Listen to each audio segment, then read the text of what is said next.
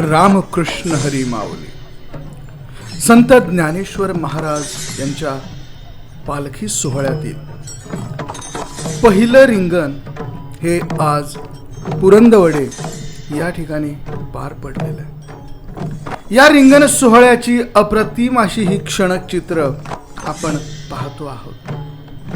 आषाढी एकादशीचा पायी वारी सोहळा हा पार पडतो आहे आणि आषाढी एकादशी पायी वारी सोहळा 2025 हा निश्चितच अतिशय उत्साहाने आनंदाने वारकरी मंडळी सादर करतात. मंडळी, हा तो क्षण आहे ज्या ठिकाणी माऊलींचे अश्व हे माऊलींच्या चरणस्पर्शाशी येत आहे. आज पुरंदवडे या ठिकाणी माऊलींचा पहिला रिंगण सोहळा हा पार पडलेला आहे.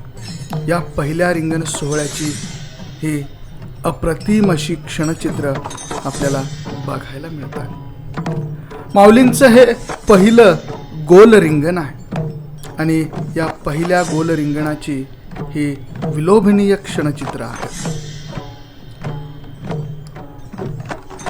पुरंदवडे हे गाव अतिशय महत्त्वाचं आहे. या गावामध्ये हा पालखी सोहळा येतो आणि हा पालखी सोहळा आल्यानंतर या गावाला जणू सणाचं उत्सवाचं स्वरूप प्राप्त होतं.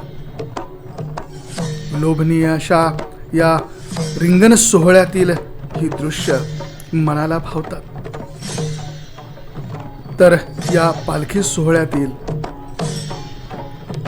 रिंगण हे बघण्यासाठी आजूबाजूच्या पंचक्रोशीतल्या आणि महाराष्ट्रातील तमाम जिल्ह्यातून वारकरीगण भक्तगण हे संत ज्ञानेश्वर महाराज यांच्या पालखी सोहळ्यासाठी एकत्र येत असतात. विठुनामाचा गजर होतो, संत ज्ञानेश्वर महाराजांचा गजर होतो, तुकाराम महाराजांचा गजर होतो, भक्तिगीतं होतात, भावगीतं होतात, भजनं होतात.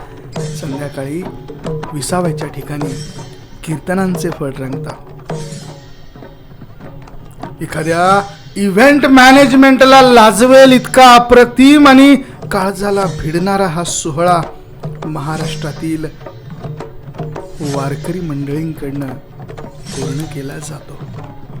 या सोहळ्याच्या निमित्ताने लाखो, शेकडो, करोडो वारकरी भक्तगण हे माऊलीच्या या सोहळ्यामध्ये सहभागी होतात. या सोहळ्याला ना कुणाची मदत गरजेची आहे ना कुणाचं अर्थसहाय्य गरजेचं आहे. माऊलीच्या सोहळ्यामध्ये जो तो फक्त देणारा असतो, घेणाऱ्यांचे हात कधीच कमी पडत नाही. त्यापेक्षाही जास्त देणाऱ्यांचे हात देखील कधीच कमी पडत नाही. असा हा माऊलीचा पहिला गोल रिंगण सोहळा. तर या रिंगण सोहळ्याबद्दल आणखी देखील काही माहिती आपल्याकडे उपलब्ध आहे. ती माहिती थोडक्यात जाणून घेऊया. नाही, सातारा जिल्ह्यामध्ये हे पहिलंच रिंगण होतं. त्यानंतर सातारा जिल्हा संपल्यानंतर बरड झाल्यानंतर सोलापूर जिल्ह्यामध्ये गोल रिंगण होतं.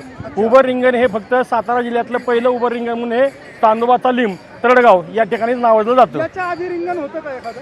नाही, ह्याच्या अगोदर रिंगण वगैरे पहिलंच रिंगण आहे आणि इथून पुढे आता पुढची रिंगण सुरू होतात. हा, एकूण 3 रिंगण असतात.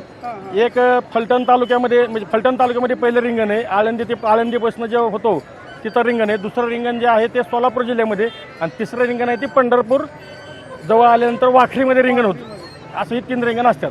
त्यात हे महत्त्वाचे रिंगण म्हणून आणि ह्या परिसरामध्ये भाविक, महाड, तुमचं रत्नागिरी, लांब लांबचे जे लोक आहेत लक्षात घ्या भरपूर सारे भाविक या ठिकाणी येतात. कारण हे मध्यवर्ती ठिकाण असल्यामुळे आणि इथं 2.5 दिवसाचा विसावा असतो.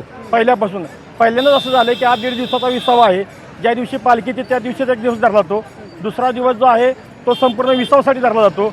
आणि लोणंद ते तळेगाव हे 7 किलोमीटर अंतर असल्यामुळं दुपारी 2 नंतर पालखी बाजार तळावर निघते, पालखी तळावर निघते. त्यामुळं 2.5 दिवसाचा विसावा असल्यामुळं बाहेरची जी लोक आहेत बरीचशी महाड, गोवा, समजापार, रत्नागिरी, कोकण आणि इतर परिसरातली सातारा वगैरे सगळी लोक ह्या ठिकाणी जनसमुदाय भरपूर येतो. वारकऱ्यांची सेवा करायला मिळते. लोकांना जेवण देतात, त्यांची सेवा करते. भजन कीर्तन सगळ्या गोष्टी, अन्नछत्र लोक स्वतः स्वखर्चाने ज्या संस्था आहेत, पतसंस्था असू द्या किंवा इतर संस्था असू द्या, त्या स्वतःच्या खर्चाने लोकांना अन्नदान, पाण्याची बॉटल वगैरे सगळ्या गोष्टी स्वतःहून करतात ते. आता तुम्ही म्हणालात